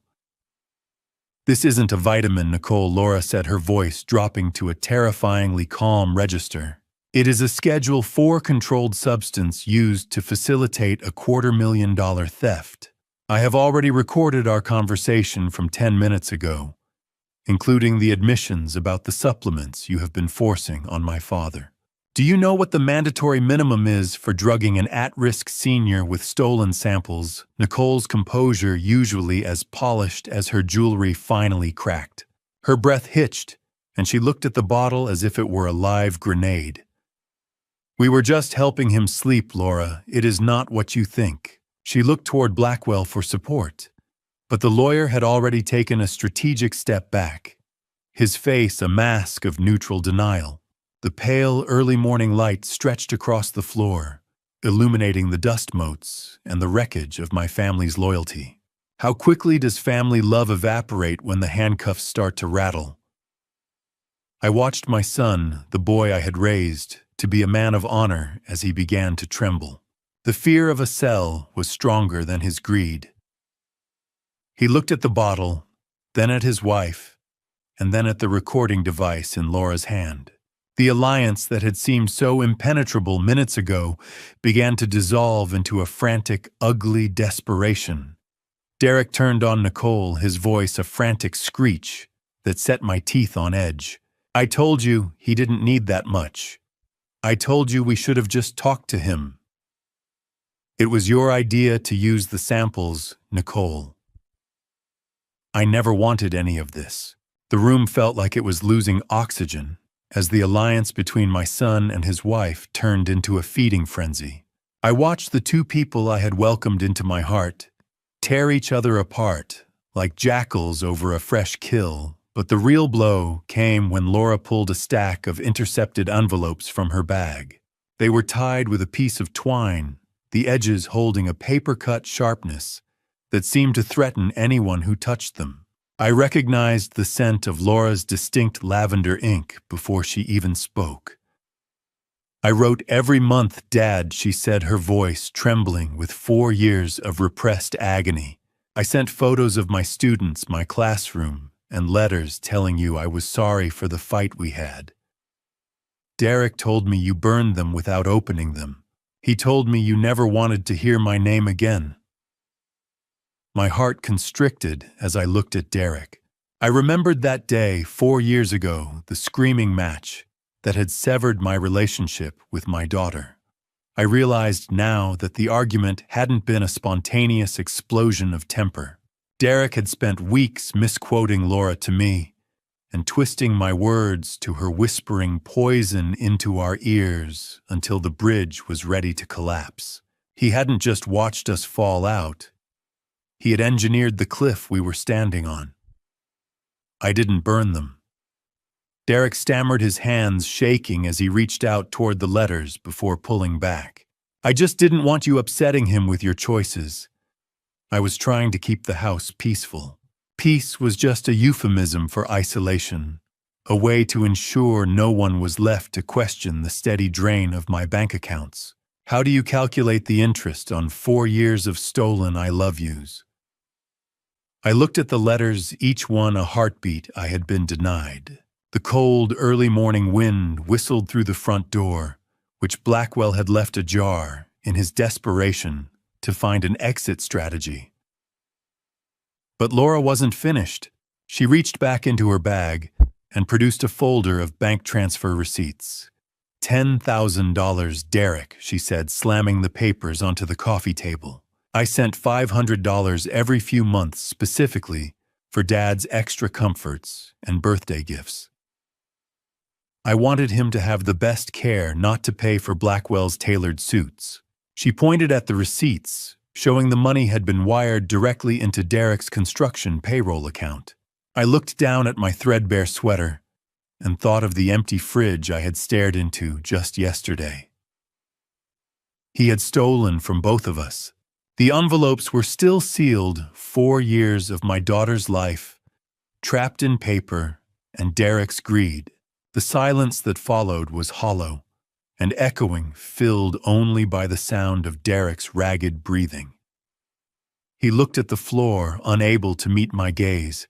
It wasn't just the money, I whispered, the realization hitting me with the force of a physical blow. You made me think she hated me, and you made her think I was a senile ghost.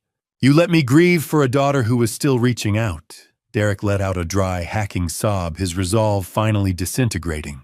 It wasn't just me, he blurted out, pointing a trembling finger at Nicole.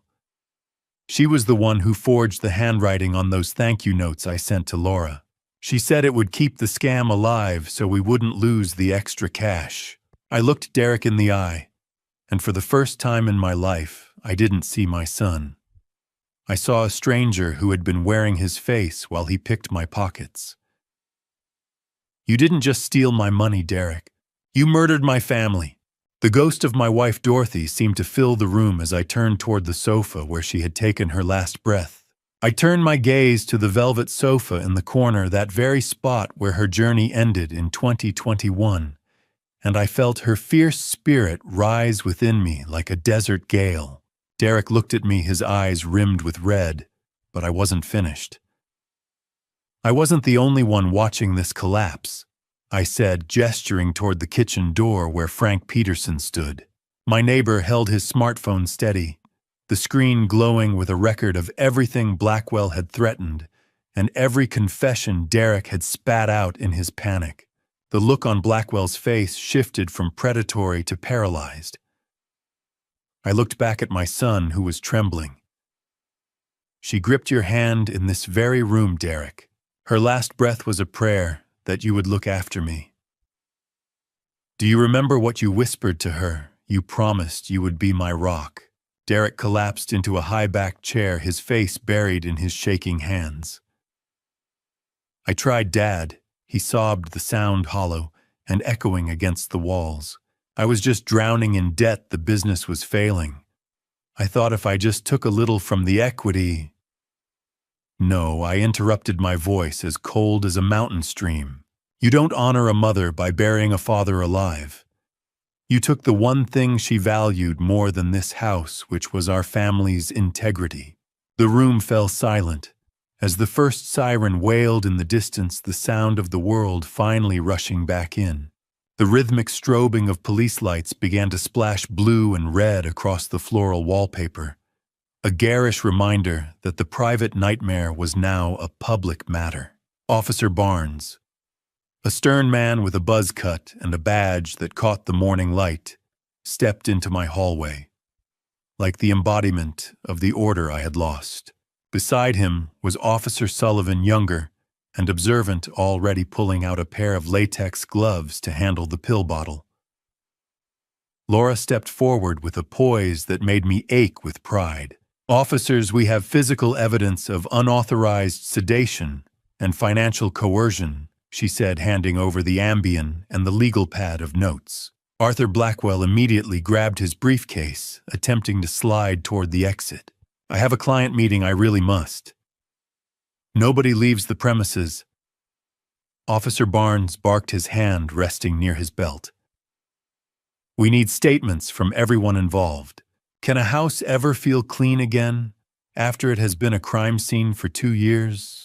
I tasted the sharp, stinging taste of bile in my throat as the reality of the investigation took hold. Nicole was sitting on the edge of the hearth, her thumbs flying across her phone screen in a desperate blur. Officer Barnes moved with surprising speed, snatching the device from her hands, just as she tried to wipe a thread of messages. "This is evidence now, ma'am," he said firmly. I watched the cold, metallic click of handcuffs as Sullivan secured Derek's wrists.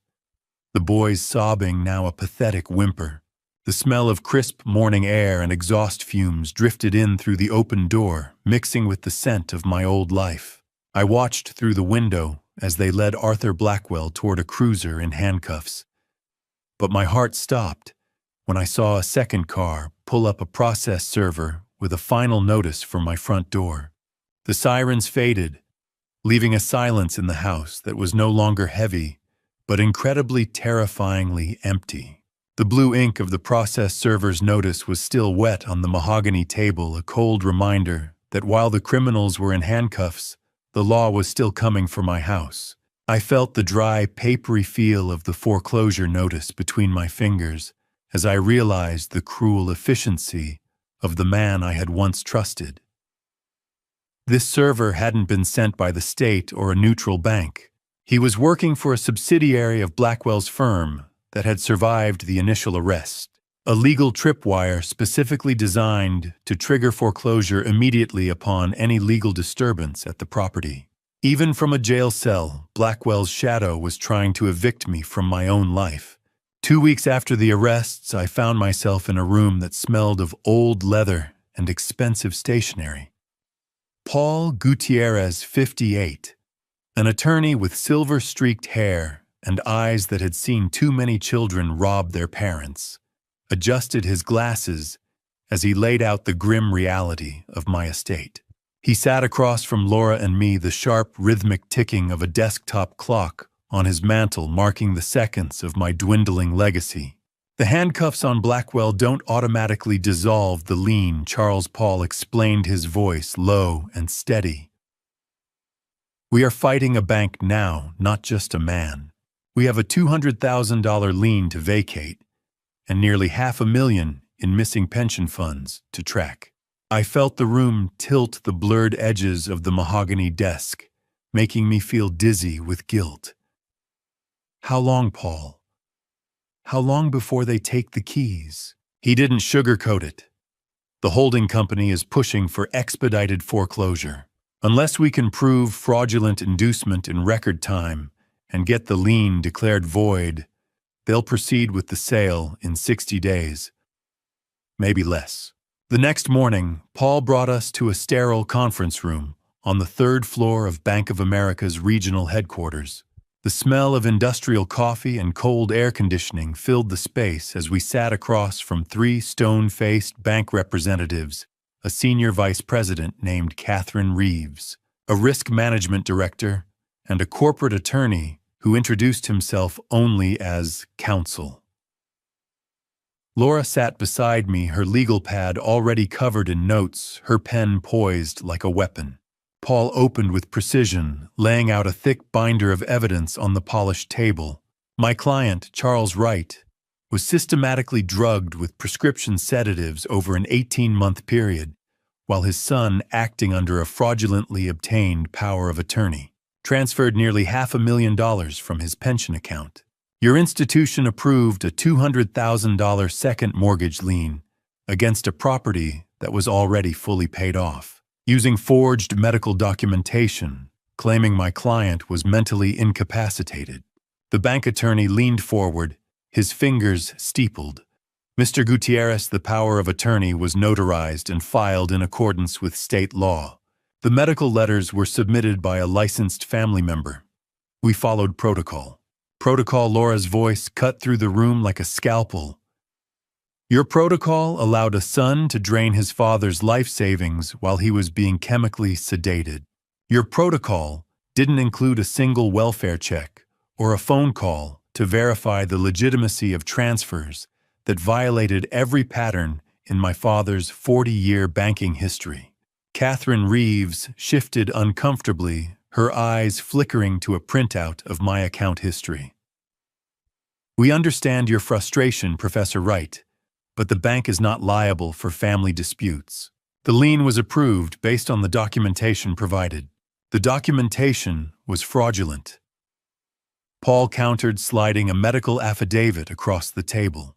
This is a sworn statement from my client's primary care physician, confirming he was never diagnosed with dementia or cognitive impairment. The letters submitted to your loan department were forgeries created by Arthur Blackwell, a man now under federal indictment for elder financial abuse and fraud. The risk management director cleared his throat, his face pale. If the lien is declared void, the bank loses $200,000. That's not a decision we can make in this room. Paul leaned back, his voice dropping into a deadly calm register. Then let me make this simple. You have two choices. Option 1, we go to court. I file a lawsuit alleging negligence, failure to protect a vulnerable senior, and complicity in a fraud scheme. The discovery process will expose every shortcut your loan department took to push this through. The press will have a field day with a 70-year-old retired foreman who was drugged and robbed while your bank looked the other way. How do you think that plays in a jury trial? The silence in the room was suffocating. The corporate attorney's jaw tightened. Option 2. Paul continued. You declare the lien void due to fraudulent inducement. You absorb the $200,000 loss as the cost of failing to perform adequate due diligence. In exchange, my client agrees not to pursue civil litigation against the bank for oversight failures. You walk away with your reputation intact. He walks away with his home. Catherine Reeves exchanged a long, tense look with the attorney. The rhythmic hum of the conference room's ventilation system filled the silence. Finally, she spoke. We would need a full release of liability. No future claims, no press statements, no social media. Paul glanced at me, his eyebrow raised in a silent question. I looked at Laura, whose eyes were fierce and unwavering. I thought of Dorothy, of the 36 years I had poured into that house of the garden where her ashes rested. I nodded. Done, Paul said. But the lien gets removed today. Not next week. Today. 20 minutes later, I watched Catherine Reeves sign the release order, the scratch of her pen on the legal document sounding like the closing of a tomb. The $200,000 lien against my home was officially dissolved. The house was mine again. But the victory tasted hollow. After Paul finished the assessment and the bank representatives left, he stepped out to make a copy of the settlement agreement. My eyes wandered to the ledger on his desk, landing on a receipt for a massive retainer payment. Retainer paid $25,000. Source, Laura Wright. The number burned like acid in my eyes. I looked at the document, then at my daughter, who was quietly reviewing the settlement terms. Laura, I thought the bank was deferring the fees while the investigation was pending. I whispered.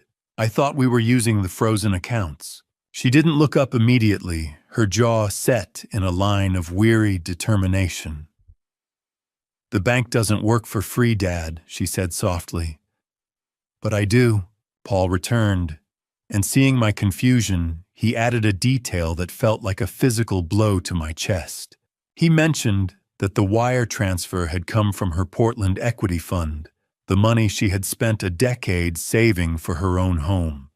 My breath hitched as the realization settled in. She hadn't just paid a bill. She had liquidated her entire future to patch the holes her brother had punched in mine. I learned then that she had already sold her car and taken an indefinite sabbatical from her university chair position just to stay in Tucson and manage this wreckage. I gripped the edge of the desk, my voice a broken whisper as I looked at my daughter. Laura, why didn't you tell me you were bankrupting yourself for a father who didn't even believe in you? The walk back to the car felt like wading through deep water, the weight of Laura's sacrifice pressing against my chest, harder than the theft ever had. I watched the news of Wright Construction's Chapter 11 filing crawl across the television screen, like a line of black ants devouring the last of my son's pride. The flickering, staticky sound of the TV news report filled the living room, a funeral dirge for a legacy built on sand. The news anchor's voice, clinical and detached, detailed the collapse. Wright Construction, LLC, once a prominent subcontractor in the Tucson metro area, has filed for Chapter 11 bankruptcy protection. The company lists $850,000 in liabilities, with assets valued at less than $30,000. Creditors include suppliers, former employees, and multiple municipal contractors. I stared at the screen, the numbers burning into my retinas. 30,000. That was all that remained of the empire Derek had convinced himself he was building. My phone buzzed on the coffee table. It was a number I didn't recognize, and when I answered, Derek's voice came through thin and brittle. He was calling from a burner phone, his breath hitched in a way that signaled total defeat. She is gone, Dad. Nicole left. He said it with a flat, hollow tone that carried no surprise, only the echo of a man who had finally hit the bottom.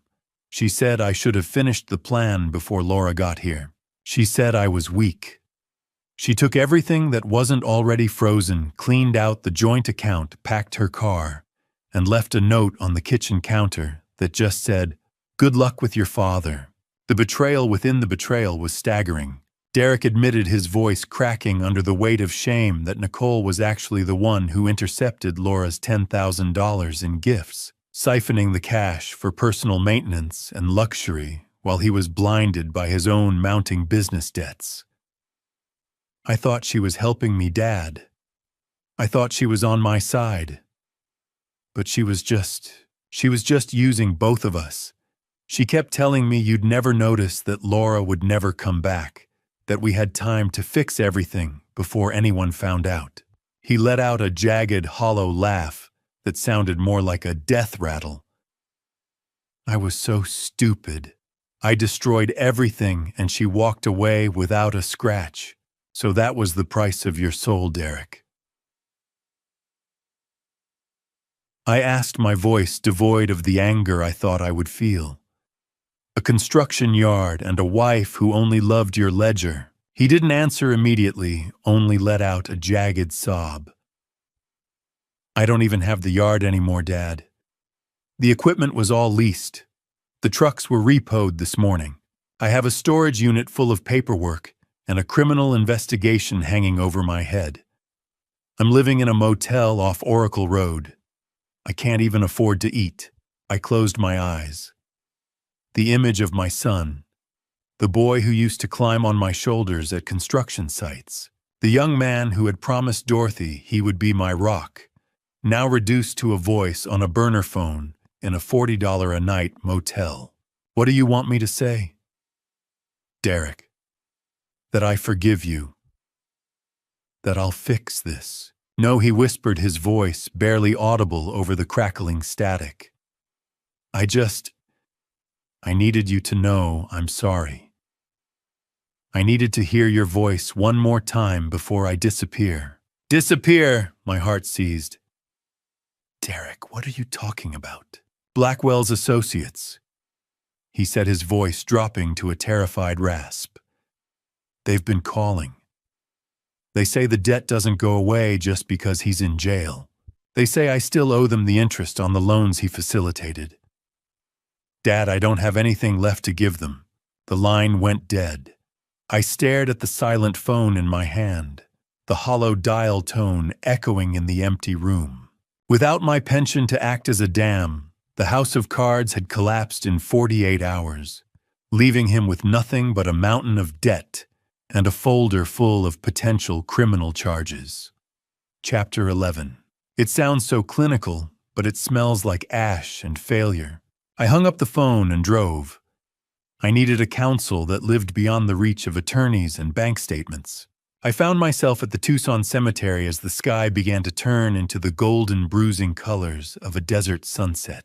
The smell of dry sage and cemetery grass was sharp in the cooling air, the distant sound of a lone coyote howling across the desert floor, a fitting soundtrack to my grief. I sat on the granite bench by Dorothy's headstone, feeling the cold, rough texture of the stone through my trousers, the carved letters of her name.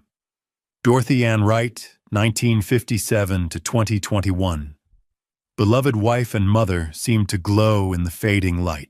He is broken, Dorothy, I whispered into the stillness, just like the structures he tried to build. What do I do? The heavy rhythmic thud of my own heart was the only answer for a long time. I traced the outline of her name with my fingertips, the stone cold and unyielding under my touch. You asked me to protect him. You made me promise right here in this very spot that I wouldn't let him fall. But how do I protect a man from himself? How do I save a son who used me as collateral for his own greed? A memory surfaced sharp and vivid, cutting through the fog of my anger. It was 1985. Derek was 5 years old, and I had taken him to a job site where we were pouring the foundation for a new municipal building. He had been fascinated by the concrete mixer, the way the thick gray slurry flowed into the wooden forms. Dad, what happens if you pour it wrong? He had asked, his small hand gripping mine. What happens if the foundation cracks? Then the whole building is weak, son, I had told him. No matter how pretty it looks on the outside, if the foundation is rotten, the whole thing will come down eventually. That's why we measure twice and pour once. That's why we do it right the first time.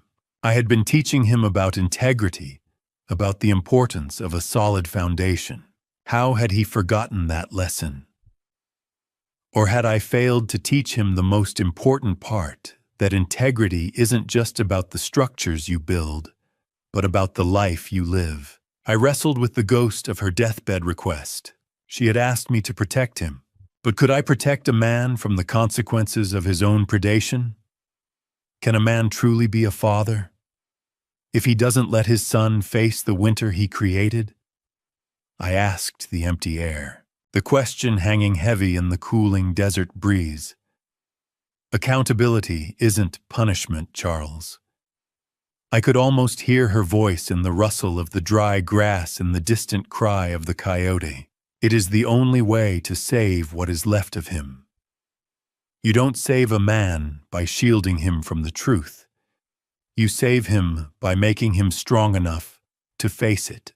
A new resolution began to form, hard and cold as the granite beneath me. I realized that sending him to a cell might satisfy my anger, but it wouldn't fix the hole he had dug for Laura.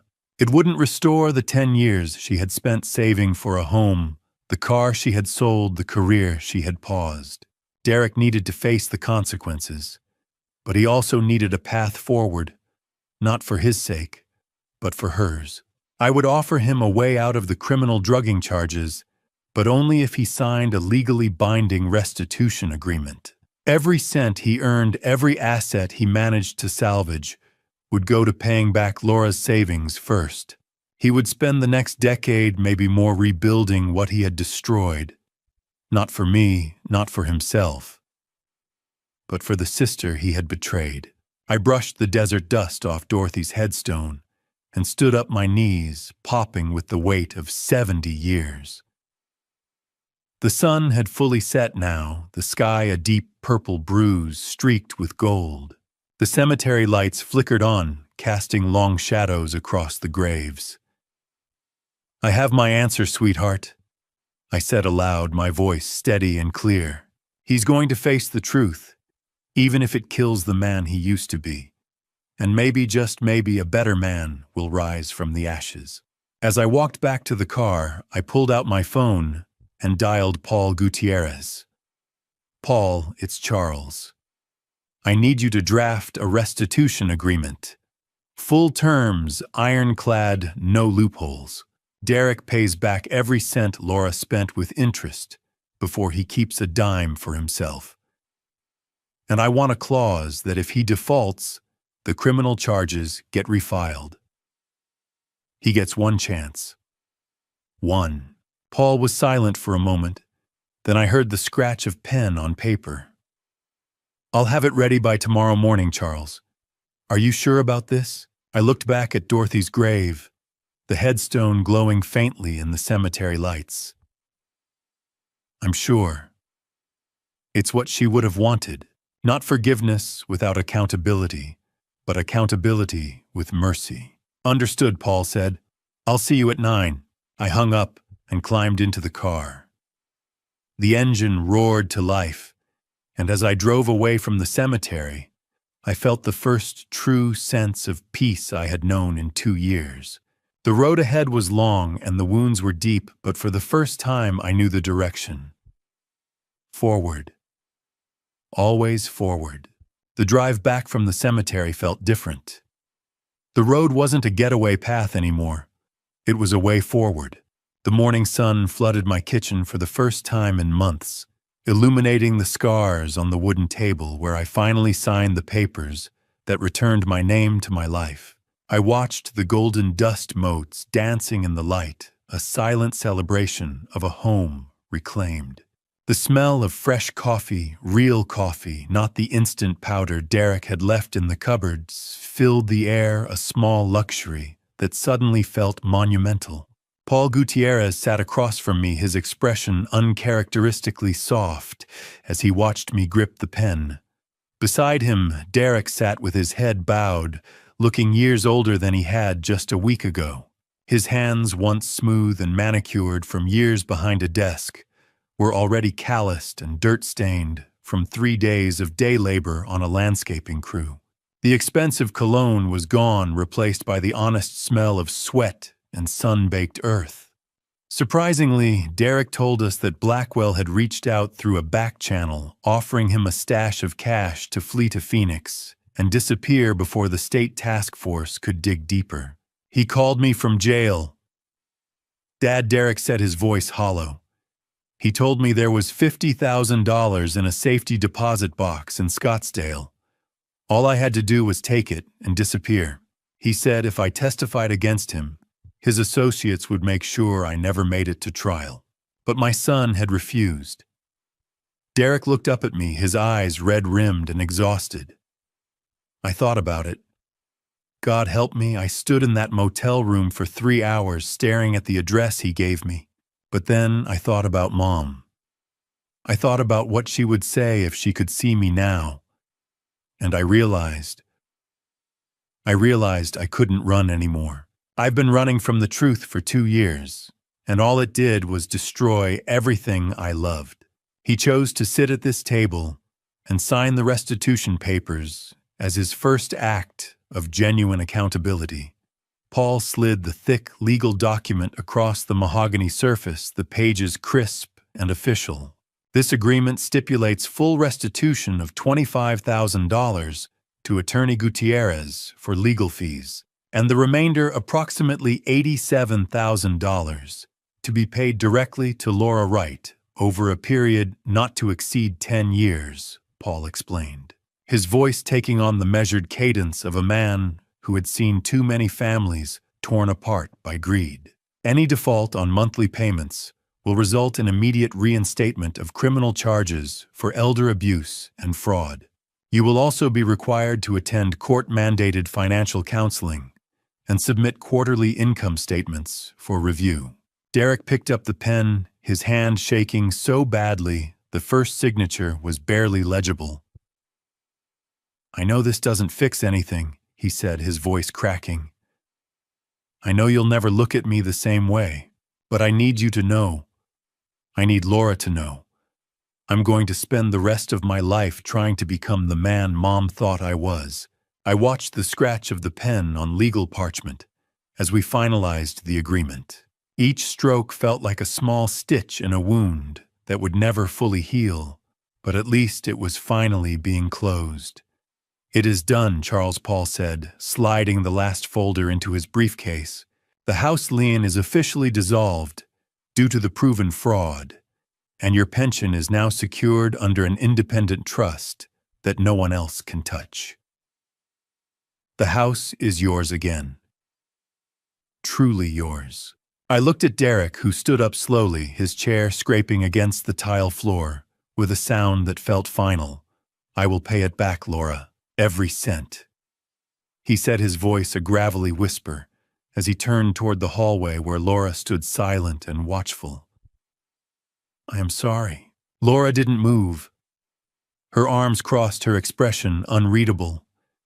The silence stretched between them like a chasm. Finally, she spoke, her voice quiet but steady. "I don't need your apology, Derek. I need your follow-through. Words are cheap. Show me you mean it." Derek nodded, his shoulders sagging under the weight of her judgment. He looked at me one last time, and I saw a flicker of the boy I had raised, broken but not beyond repair. I looked him in the eye, my voice firm but no longer poisoned by the old rage. "Don't tell me you are sorry, Derek. Show me you are right." He nodded once and left to begin his new life as a day laborer, carrying the weight of his choices out into the Arizona heat. Through the window, I watched him climb into a battered pickup truck, borrowed from his new crew boss, the vehicle a far cry from the silver luxury truck he had once driven with such arrogance. A signature is just ink on paper, but today it felt like the first breath of oxygen after being held underwater for 2 years. Later that afternoon, the house smelled of floor wax and lemon oil as Laura and I began the slow process of reorganization. The oppressive stale air that had hung over the rooms for months was finally lifting, replaced by the clean, sharp scent of renewal. While cleaning out a drawer of Dorothy's old things to make room for Laura's stay, I found a book of poetry I hadn't opened since the funeral, the collected works of Mary Oliver, Dorothy's favorite. Tucked inside was an old yellowed photograph of Dorothy and a young Laura, maybe 8 years old, standing in front of the half-built house in 1991. Dorothy's arm was wrapped around Laura's shoulders, both of them squinting into the desert sun, their smiles wide and unguarded. I pulled it out, noticing the yellowed, papery smell of the past, the edges soft from decades of being pressed between pages. On the back, in Dorothy's elegant script, was a note written years ago. "Laura, my fierce girl, your father worries you are too soft for this hard world. But I know the truth. Your stubborn heart and your refusal to bend will be the very thing that saves this family when the shadows grow too long. Never stop being exactly who you are. Love, Mom." The ink had faded to a soft brown, but the words hit me with the force of a freight train. Why is it that the hardest words for a father to say are the ones his child has been waiting to hear their entire life? My throat tightened as I realized Dorothy had seen my secret doubts about Laura's career path all along and left this message specifically to be found when I needed it most. She had known long before I did that Laura's strength wasn't the kind I recognized, but it was the kind that would matter when everything else failed. I called Laura into the hallway, my voice breaking into a soft, shaky sob. I was wrong, Laura. 4 years ago, I was so wrong about you. She reached for me, her eyes glistening with unshed tears. Dad, you don't have to say it. I do, I insisted, gripping the photograph like a lifeline. I worked a job I didn't love for 30 years because I thought that was the only definition of strength. I thought putting food on the table and keeping the lights on was all that mattered. But you followed your passion, and in the end, that passion is what brought you home to save me. Your mother knew, she always knew. Laura took the photo from my hand, her fingers tracing the outline of her younger self. She used to tell me that she whispered. Every time you and I fought about my choices, she would pull me aside and say, "Your father loves you. He just doesn't know how to say it yet." She was right, I said, my voice thick with emotion. I love you, Laura. I'm proud of you. And I'm sorry it took me 70 years and losing everything to finally see what was right in front of me all along. Laura pulled me into a fierce hug, and for the first time in years, I felt the crack in my chest begin to heal. I realized the most important bridge I ever built wasn't made of steel or concrete. It was the one leading back to my daughter. The house felt lighter. The shadows that had lived in the corners for years finally chased away by the truth. 6 months have passed since that morning at the kitchen table, and the Tucson air no longer tastes like dust and betrayal. It tastes like the slow, sweet victory of a man who has reclaimed the right to his own silence. I sit on my back porch, the feel of the warm sun on my weathered skin acting as a healing balm. In the garden below, the desert jasmine is in full bloom, sending a thick, sweet scent drifting through the air, mingling with the earthy smell of freshly turned soil. The hummingbirds have returned their iridescent wings, catching the morning light, as they dart between the trumpet vines Dorothy planted 20 years ago.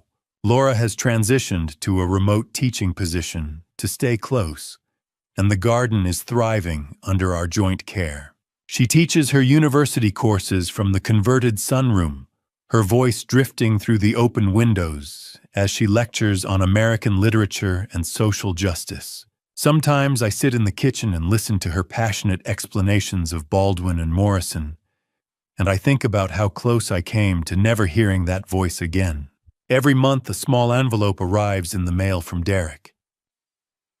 The checks are modest, $275, the maximum he can manage, after paying rent on a studio apartment in South Tucson and covering the court-mandated counseling fees. But I do not keep a single cent for myself. The first envelope had arrived with a short handwritten note on the back. Week 1. Framing crew. Hands are blistered, but I showed up on time. D. Each subsequent envelope carries a similar update, a small testament to a man trying to rebuild himself from the ground up. Last month's note read, "Foreman said I'm reliable. First time anyone said that in years. Still sober, still showing up. I have donated the first 6 months of my son's restitution money to a local legal aid clinic for seniors, the Sonoran Elder Justice Project, a small nonprofit that operates out of a converted storefront near the university. It gives me a grim sense of satisfaction to know that his penance is directly funding the protection of others who might be standing where I once stood. Last week, the clinic director, a fierce young attorney named Maria Santos, called to tell me that Derek's contributions had helped them take on 3 new cases of financial exploitation. Your son's money just saved a 73-year-old woman from losing her home to a predatory reverse mortgage scheme, she said. I didn't tell Derek. Some lessons are best learned in silence. I hear the rhythmic, comforting sound of garden shears from the rose bushes. You have got the pruning shears upside down again, Dad, Laura calls out, her voice bright and clear. I look over the railing and offer a small, knowing smile. I am just testing your observation skills, Professor. You passed. She laughs a sound that has finally returned to these walls and goes back to her work. The house is no longer a cage. It is a shared sanctuary of mutual respect. 3 weeks ago, Derek asked if he could visit. It was the first time he had requested anything since the signing. Laura and I discussed it over coffee on the porch, the conversation careful and measured. I'm not ready to have him in the house yet. She admitted, her hands wrapped around her mug. But maybe we could meet somewhere neutral, so we arranged to meet at the cemetery at Dorothy's grave. Derek arrived early, and when Laura and I pulled up, we found him kneeling on the grass, pulling weeds from around the headstone with his bare hands. He had brought fresh flowers, desert marigolds, Dorothy's favorite. He didn't ask for forgiveness. He didn't make excuses. He simply said, I come here every Sunday now. I talk to her. I tell her what I'm doing to fix things. Laura nodded once, a small acknowledgement, and the three of us stood in silence for a long time. It wasn't reconciliation, not yet, but it was a beginning. I know you are listening. Maybe you are sitting in a room right now that feels like it is shrinking around you, watching the walls close in while someone tells you that your memory is failing or your worth has expired. I address you now because I was nearly one of the disappeared. They will tell you that you are a ghost before you are even dead. Don't believe them. The mask of confusion that others try to slip over your head is only as strong as the fear that holds it in place. I have learned that courage isn't always a loud shout or a grand gesture. Sometimes it is just the steady hand that refuses to sign the paper. It is the quiet, stubborn refusal to stay in the dark when someone else is trying to blow out your candle. Truth is like the desert sun. You can try to shade your eyes, but it will eventually burn through every shadow you try to hide in. My son tried to erase me, but in doing so, he only forced me to find the man I had forgotten I was. Now I spend my evenings working with a small, anonymous advocacy group I started for elder rights. We call ourselves the Silver Shield Network, and we meet twice a week in the basement of the public library. There are 8 of us now. Survivors of financial abuse, guardianship, exploitation, and medical coercion. We share our stories, offer resources, and most importantly, we listen. Last month, a woman named Helen, 81, came to us after her nephew tried to force her into signing over her home. We connected her with Maria Santos at the legal aid clinic, and within 2 weeks the power of attorney was revoked, and her nephew was under investigation. Helen hugged me after the meeting, her thin arms surprisingly strong. "You saved my life," she whispered. I thought of the hollow man I had been 6 months ago, the ghost shuffling through his own hallways, and I realized that in saving others, I had completed the work of saving myself. The senile man Derek tried to manufacture has become a formidable guardian of justice, a ghost that learned how to bite back. My voice is steady and clear now, a tone that has found its permanent strength. Frank Peterson, my old colleague, joined the group 3 weeks ago. He brings coffee and donuts every Wednesday, and we sit in the fluorescent-lit library basement swapping war stories and legal strategies. "You know what the irony is, Charles," he said last week. "Derek thought he was burying you. Instead, he turned you into the one thing he should have feared most, a man with nothing left to lose and everything to fight for." I turn my face to the warmth of the sun and whisper a final thank you to Dorothy, looking at the vibrant, cared-for home she left behind. The roses are blooming again, their petals a deep crimson that reminds me of her favorite lipstick. The kitchen table, once a site of betrayal, now hosts weekly dinners where Laura and I cook together, her laughter echoing off the tiles as I inevitably burn the garlic bread. Our story did not end with a signature or a court date, but with the choice to stand up and walk out of the dark. I know the way now, and I will make sure no one else has to walk it alone. As the sun sets over the Sonoran Desert, Painting the sky in shades of amber and gold, I feel Dorothy's presence like a warm hand on my shoulder. "You did good, Charles," I can almost hear her say. "You finally built something that will last." And for the first time in 2 years, I believe her. Looking back at this painful family story, I realize something that still stings.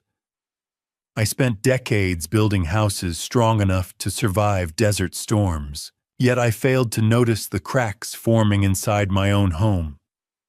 This family story is not only about betrayal, it is about silence, pride, and the danger of trusting blindly. I believed that keeping peace meant avoiding hard questions. I believed my own blood would never turn against me. I was wrong. If there is one lesson I can leave behind through this family story, it is this: never surrender your voice, just to keep the illusion of harmony. Pay attention to actions, not promises. Protect your independence, your finances, and your dignity, especially when you grow older. Many people call what happened to me dad revenge, but the truth is more complicated. This dad revenge was never about hatred. It was about survival and about protecting what my late wife built beside me. Even so, every dad revenge comes with a cost, because when family breaks something inside, you breaks too. Today, I try to hold on to faith and humility. I believe the timing of the Lord guided my daughter back to me when the darkness was deepest. Without her courage, my story might have ended very differently. So if you learn anything from my experience, let it be this: ask difficult questions early, protect your boundaries, and never assume that love alone will keep you safe. Thank you for walking with me all the way to the end of this journey. I'd truly like to hear your thoughts. What would you have done if you were trapped in Charles Wright's position? Share your perspective in the comments so we can learn from each other. If this story resonated with you, consider subscribing so you won't miss future stories that explore difficult family choices and resilience. Quick note: while inspired by real social issues like elder financial abuse, certain details in this narrative were dramatized for storytelling. If this type of content isn't your preference, feel free to explore other videos on the channel that may suit you better.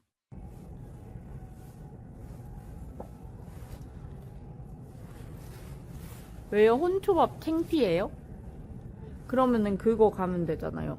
그냥 초밥, 그 회전 초밥집 말고 다른 데 가도 되잖아요.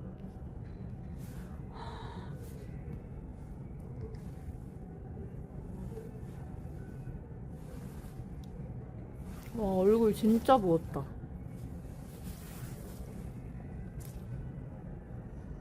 와, 얼굴 장난 아니네. 저도 근데 몸이 막 엄청 좋은 건 아닌 것 같아. 막 추워, 뭔가. 여기는 근데 무슨 가게문들이 이렇게 다 닫았대? 아이씨, 안 돼.